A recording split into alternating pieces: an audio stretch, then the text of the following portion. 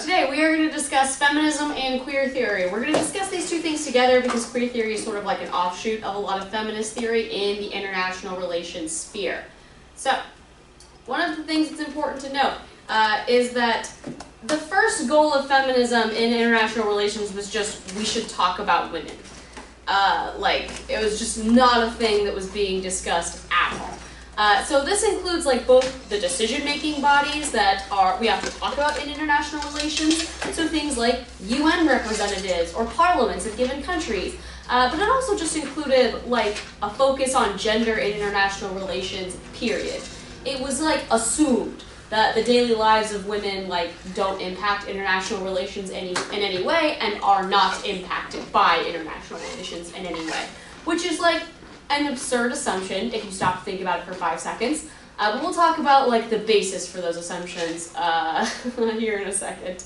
And then sort of the secondary goal of feminism afterward was just women exist, was deconstructing notions of gender.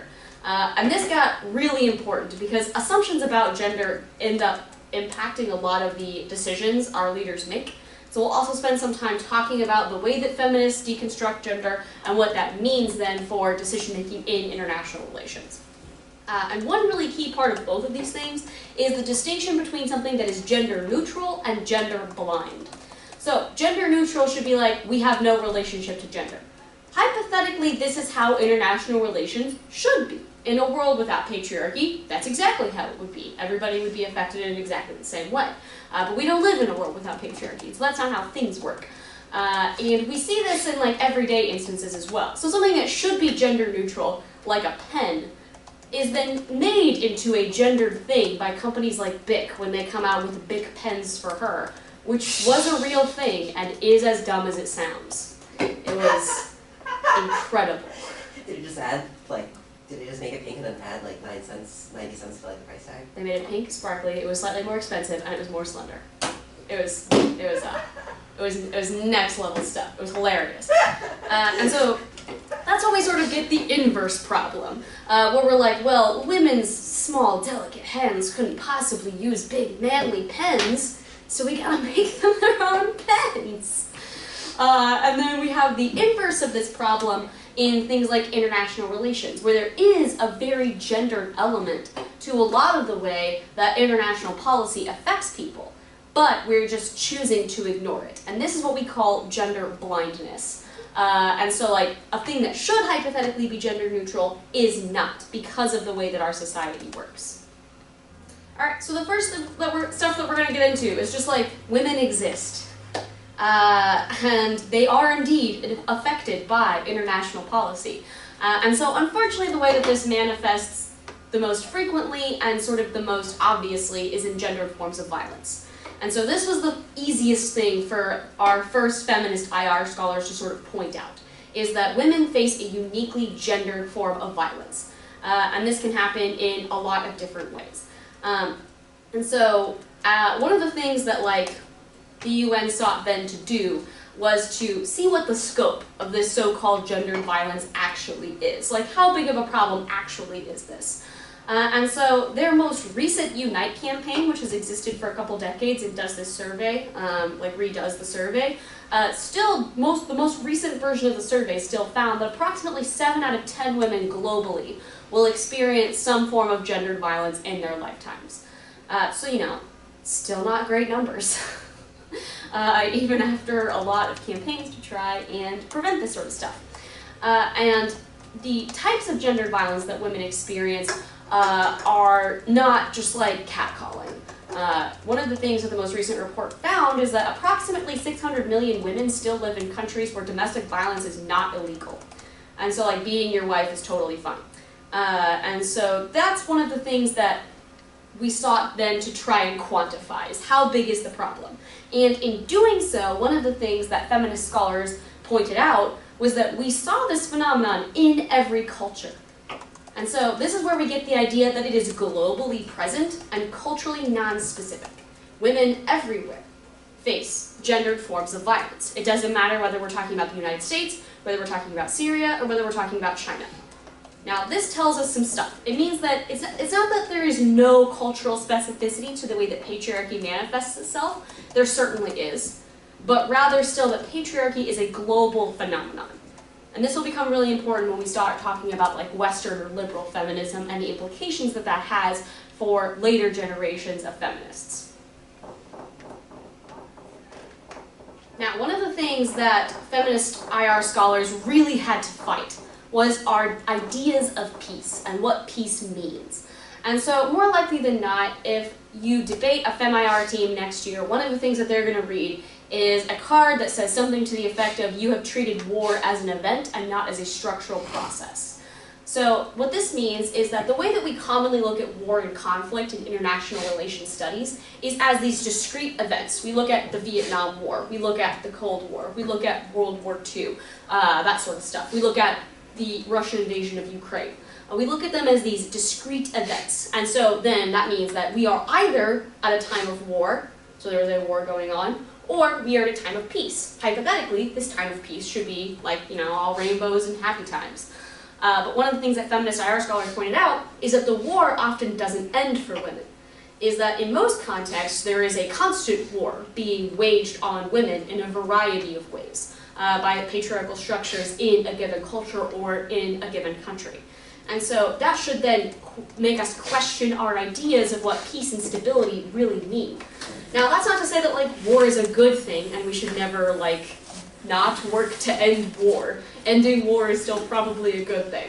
But rather, when that's our only focus in international relations studies, we end up ignoring a lot of the culturally specific ways that violence is done to women, or a lot of the gendered specific ways that violence is done to women. And so one of the examples of this was after World War II, there was a massive campaign to prosecute all of the war crimes that happened during that war. That's why we got things like the Nuremberg trials. It's where we got a lot of our modern conceptions of what a war crime is. One of the crimes that people wanted to prosecute were the mass rapes that happened during World War II by both the Allies and the Axis. But rape wasn't a crime. And so there was no way to prosecute it. It was just yeah, that's a thing that happened. It's part of war, I guess. In fact, rape wasn't actually a war crime until 2002, which is one of the many reasons that the United States has never been taken up on all of its war crimes. And so that then tells us about the different ways that violence is perceived. Now, usually when we think of a civilian, we often think of a woman or a child. And so it's not that violence against women was being entirely ignored, it's rather the specific ways that women experience violence was being ignored. So, the next thing that feminists were concerned with investigating were the role of women in various international institutions. And so one of the things that the World Bank found in about 2015 is still today, women make up less than a third of global parliaments. That's odd, considering that women make up 50% of the human race, as lots of people will point out. Now, that should not be the sum total of our analysis, and we'll get to that point when we talk a little bit about the specificities of Western and liberal feminism. But it's a helpful point to illustrate that women still, generally speaking, lack access to these positions of authority or decision-making power. And so then one of the things that feminists had to start doing was challenging the distinction between the public and private sphere. Because one of the things that was sort of just assumed, it's well, maybe women just don't want to be in politics. Have you ever thought of that? Maybe women just don't want these high-paying careers. It's an argument you'll hear about the gendered wage gap all the time, even though today all studies correct for things like occupation and time employed. People will still just be well, women just choose lower paying jobs. And so then we had to investigate the idea of why women choose lower paying jobs. And what a lot of this comes down to is cultural assumptions around femininity and masculinity. And so we then have things that are happening in the private sphere, in the home. And that could be direct violence, like domestic violence, or marital rape. Or it could be more cultural assumptions, like my daughter is going to college to find a husband, not to get a degree. Or I expect my daughter to go into a caretaking field, that sort of stuff. And so then this leads to a sort of cyclical relationship between women having access to positions of power and being denied access to positions of power. And so things were happening in the private sphere that were then affecting the public sphere. And so if we assume that the private sphere has no relevance in international relations, we miss that relationship entirely. And we end up with explanations like, well, women just choose not to go into politics. And one of the things that feminists also then had to do was challenge the very exclusionary focus on what we call high politics. And so this just means like government, military, that type of stuff. And so it's not just that like women are excluded from high politics and that's bad. That is true, but that's not the sum total of feminist analysis. It's much more that when we focus exclusively on high politics, we end up missing a bunch of stuff that has a lot of implications for international relations. Things that are often culturally specific, so not limited to just feminist issues, but cultural issues in general. And so tearing down this binary between the public and private sphere is helpful not just for feminist international relations scholars, but for critical theory in IR sort of as a whole. And critical theorists would argue that non-critical theorists, like say realists or liberals, would be well served to look into these things. That way they have some ideas about where the problems they describe actually come from. Now, one of the things that happens when we also then exclude women from high politics, which is why exclusion is a problem in the first place, is it creates this like vicious cycle where women have been excluded from high politics for a variety of like gendered reasons. We'll get into that in a second when we start talking about gender as a social construct, but they've been excluded from high politics up until this point. And so then what happens is they're not contributing to IR theory or to high politics because they haven't been allowed in. And because they have no contributions, people will be like, well, clearly women just don't have anything valuable to do or say here. So we should continue to exclude them. Thus they continue to not make contributions. Thus their lack of contributions becomes further justification for their exclusion. And this is not a phenomenon that is unique to women. We see this with all kinds of different minority groups, where it's like, well, you know, like maybe if X minority group actually contributed to this area, like maybe if black people contributed to science, like it would make more sense for black people to become scientists. And it's like, well, why do you think they're not becoming scientists in the first place, my guy? You have missed the initial portion of this problem. And so it's the focus on this cyclical relationship that becomes really key. And this is where we get this sort of feminist idea of the personal is political. And you'll hear feminist IR scholars reiterate this a lot. That one of the things that happens when we finally are able to break down the distinction between the public and private sphere is we start to recognize that for most minority groups, their very existence becomes political. And so we get this a lot with, like, an easy example of this is the Star Wars fandom. We never discuss the fact in the movies that Rey is a female Jedi. We don't even point it out, no one questions it, it's not even discussed. But you would never know that from the way that a certain subsection of the fan base reacted to the fact that they had a female lead. It all of a sudden became the woke feminist agenda for women to just exist. We see this a lot too when like characters of color are cast in prominent roles. Everything is about the woke agenda, and it's like, it's literally black people just existing. How is that the woke agenda? And so your physical being, your very presence in a space, becomes political in and of itself. One of the things that this then created the issue for is like, okay, is just the inclusion of women enough? Does that solve the problem? Modern feminists would contend no, it does not solve the problem. And that's because we still have the social construction of gender as a primary like rationale or structure in our society. And so, first things first, what's the difference between sex and gender? Sex is biology, gender is not. What is gender? Social stuff. Like what's in your mind when you think you are. So your identification. Now, debatably sex is also a social construct, just because like the way that we have drawn these neat little categories that manage to just ignore entire subsects of people, say intersex people who are literally just as populationally prominent as gingers are, would indicate that sex is also a social construct. But that's not necessary for the feminist argument. And so oftentimes in the international relations sphere specifically, they will default to gender is at the very least a social construct. And so generally speaking, this then gives us a whole bunch of assumptions that we attach to the categories that the social construct creates. And so it's not that feminist analysis is super concerned about how men and women individually act. That is far less relevant than what expectations we place on men and women that encourage them to act in specific ways, or that inform our policy in a variety of ways. So, what do we associate with masculinity? Strength. Strength? Money. Like making money, I guess.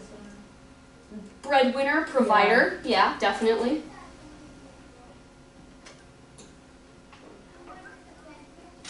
What else is masculine? What else is manly? Power. Power. Like certain clothing. Certain clothing, certain articles of clothing, which will be culturally dependent, but we do still see throughout different cultures that there are different ideas about how men and women should dress.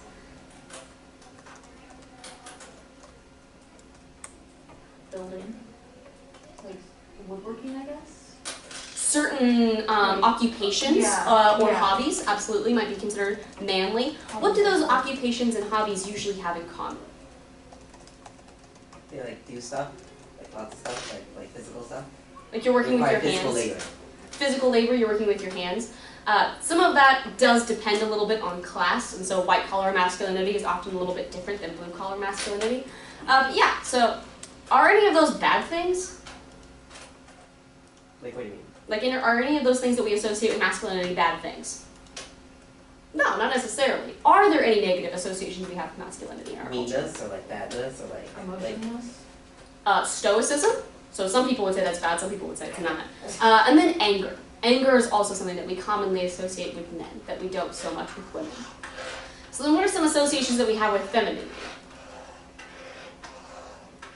Emotional. Emotional.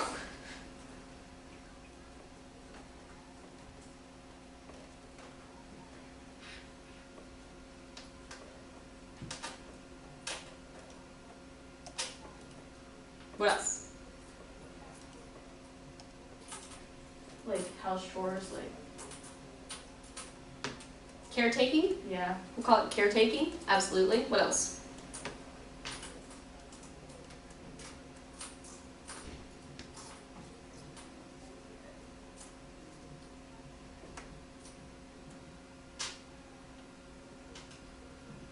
Like not necessarily working, but like household like responsibilities. So yeah, even when women are expected to work, they are also expected to be the primary household caretaker. What else?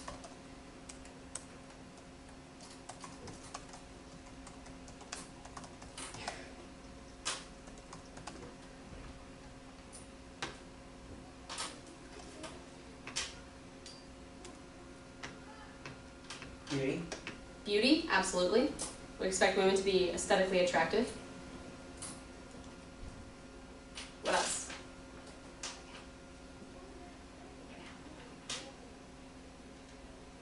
Submissive in a way.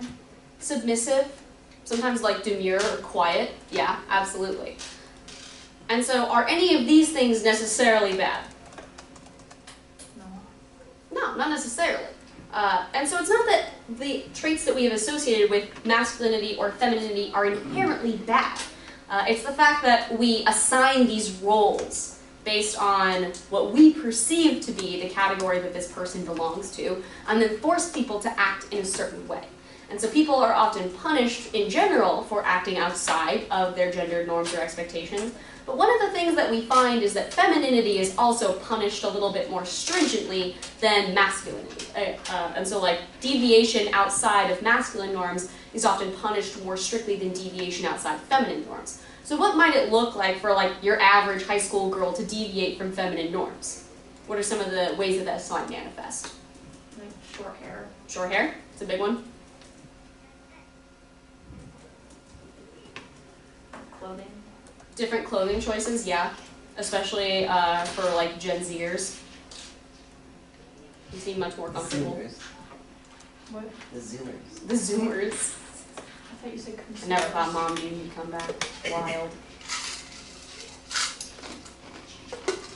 What about if we've got a male high school student who is deviating from masculine gender norms? How might that manifest?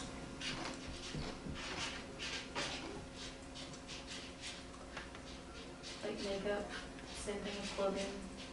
So still like mostly like personal aesthetic appearances. Who's more likely to get crapped? The girl with short hair or the boy that wears makeup?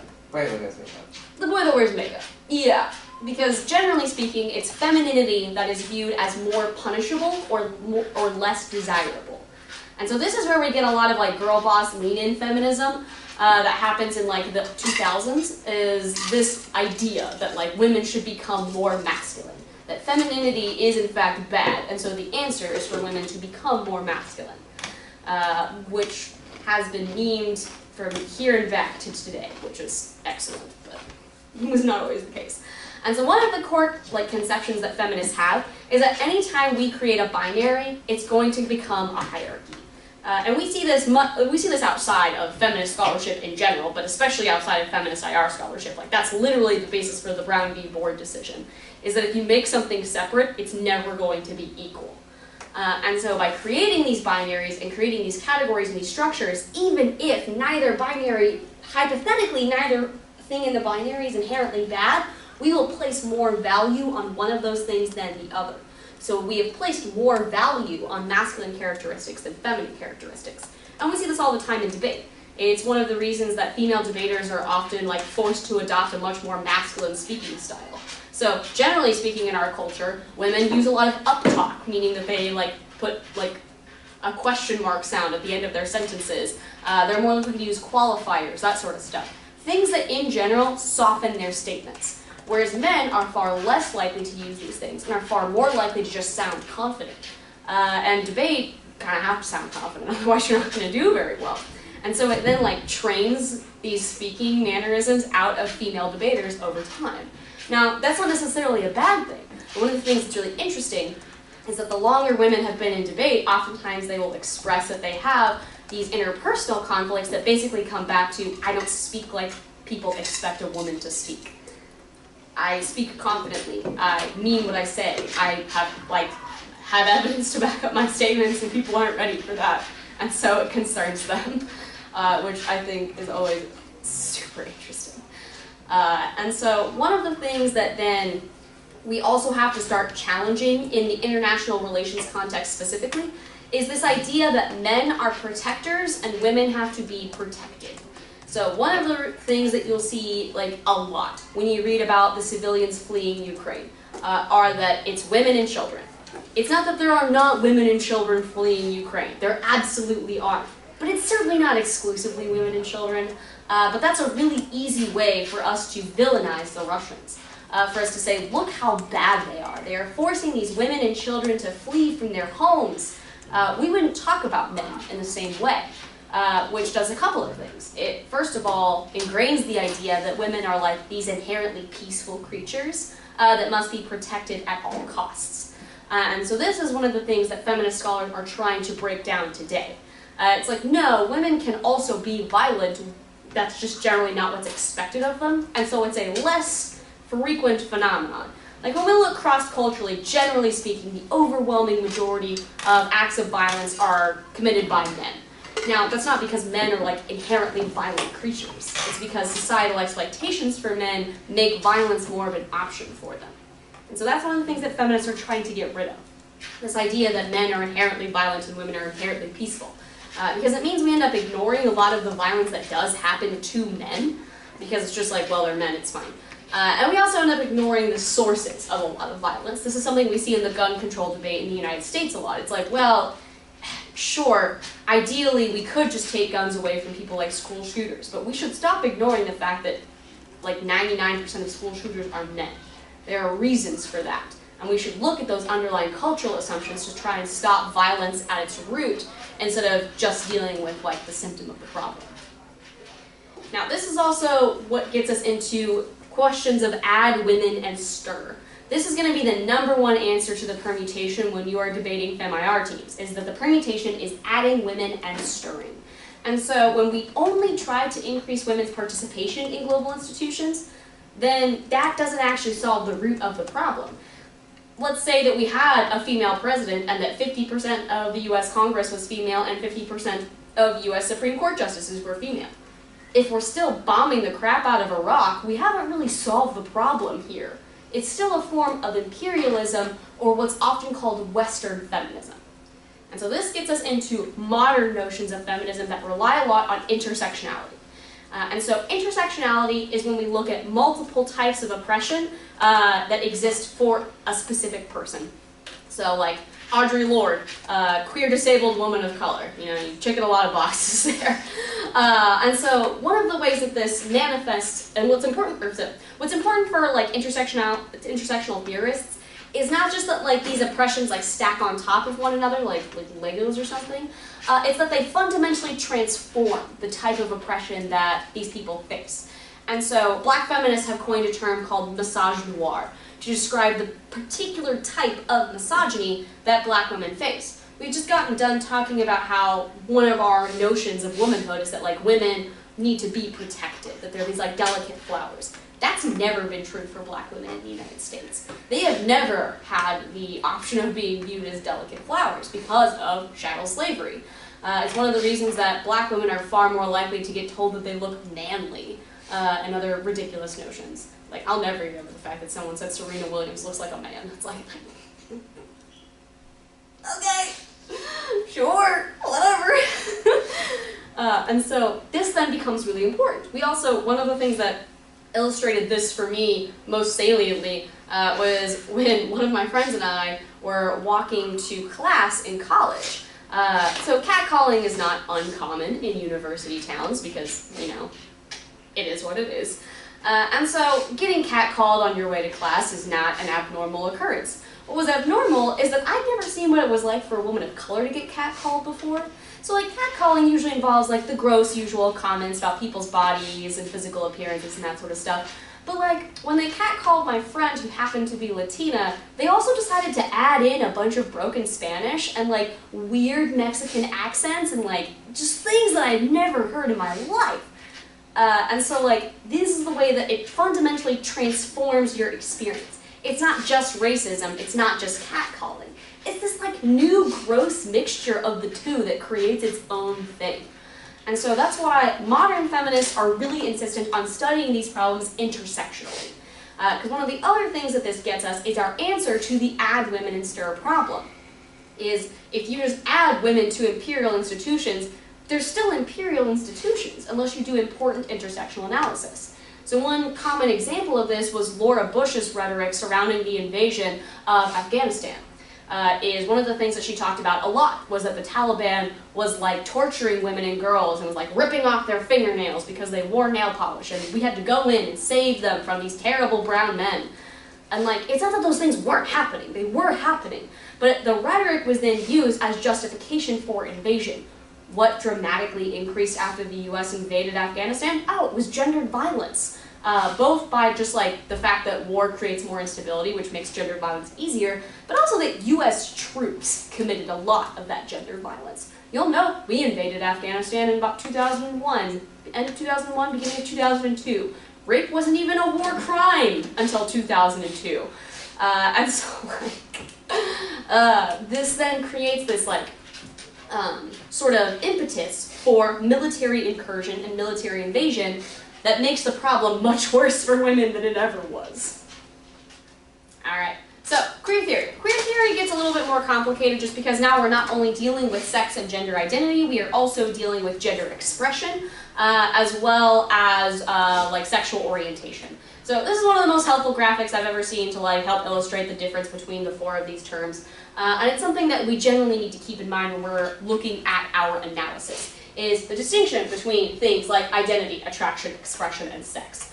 Because according to queer theorists, none of these things exist in binaries. Pretending that there are neat little boxes that we can put any of this stuff in is just a really terrible lie that we're telling ourselves.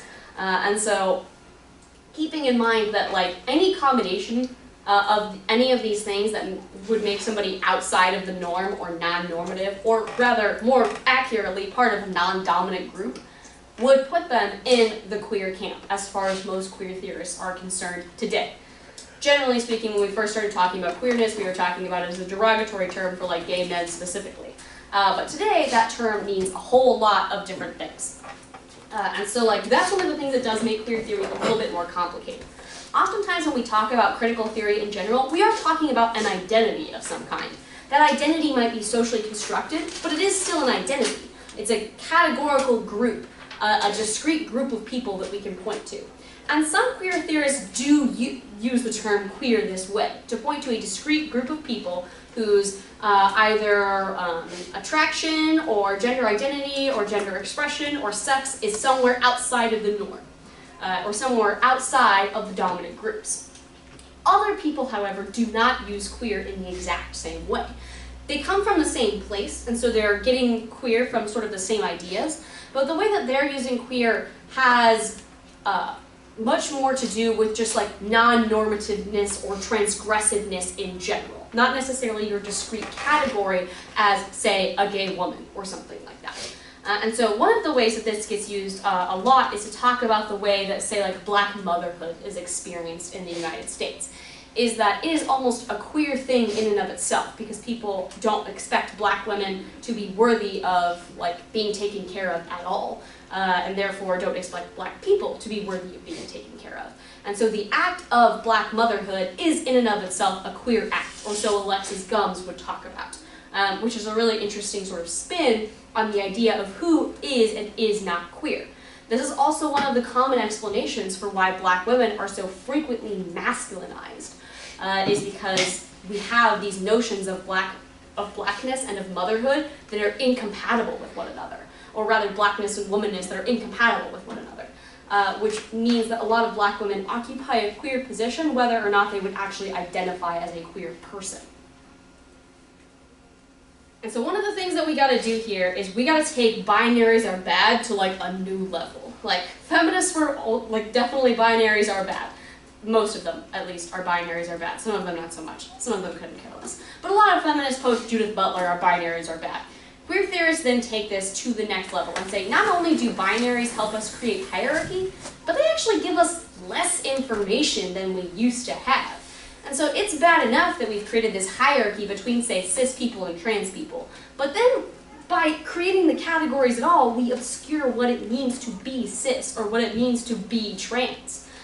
This is one of the things that a lot of people who say exist in like a genderqueer identity are struggling with is, do I count as trans, but I'm certainly not cis? I have a lot of questions about this. And so the creation of these categories then ends up obscuring more information than it actually gives us, like the overwhelming majority of the time.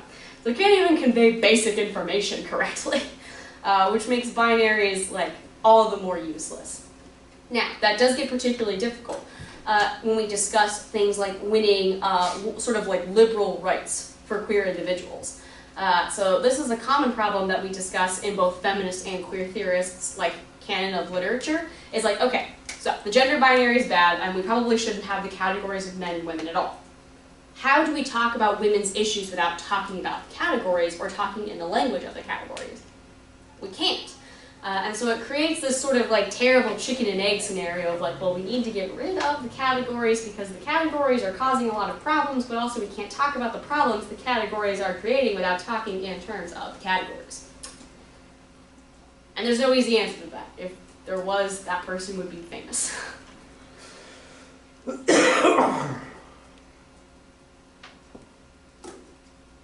But this then extends the idea of the personal is political into two major concepts within queer theory: heteronormativity and homonormativity. So heteronormativity has to generally do with politics at an international level, and it usually comes down to who can be assimilated within the queer community.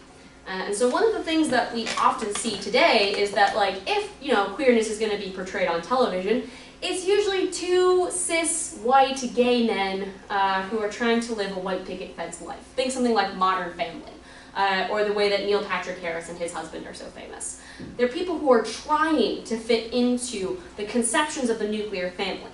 And oftentimes it is their whiteness and it is their cisness that allows them to do that. And so one of the things that we saw really early in the queer rights movement was a separation of marriage equality from trans rights. This happened in like the 1960s, where a lot of activists who were trying to fight for marriage equality were just like, yeah, but we shouldn't talk about trans people because that might scare the straights. And so, sorry, I guess you all will just continue to have extraordinarily high death rates. Yikes. And so this then is what we mean by heteronormative. It is the normalization of heterosexuality in ways that go beyond just heterosexuality is the default. Because that's the core assumption, right? Heterosexuality is the default, and so everybody should be trying to fit this default template. And that certain queer people can fit the template enough to get away with it. But that option does not exist for other queer people. The most common example, trans women of color, who are the most murdered group in the United States by a country mile. Now obviously what the effects of heteronormativity or the ability to assimilate are very culturally specific. And so when we talk about heteronormativity, it's important to talk about it in a cultural context. Then we get into ideas of homonormativity. Well, that seems very contradictory, Ms. Scott. What are you talking about? So homonormativity is generally the way that this manifests on a sort of global scale. One of the things that the United States loves to pretend is that it's like the most progressive nation on planet Earth. Is that it's the best place to exist for women, for people of color, for queer people. It's just so great. People have so many more rights today than they used to. You know, as we talk about the overturning of Roe v. Wade, it's fine. And so then this gets into a similar sort of problem that Western imperial feminism had, where it's like, okay, we are good, we protect the queers, we love the queers here. But you know what's wrong with a lot of African countries is they don't. And so we have to fix that. We have to go over there and we have to recolonize their government structures so that we can tell them how to properly respect queer people.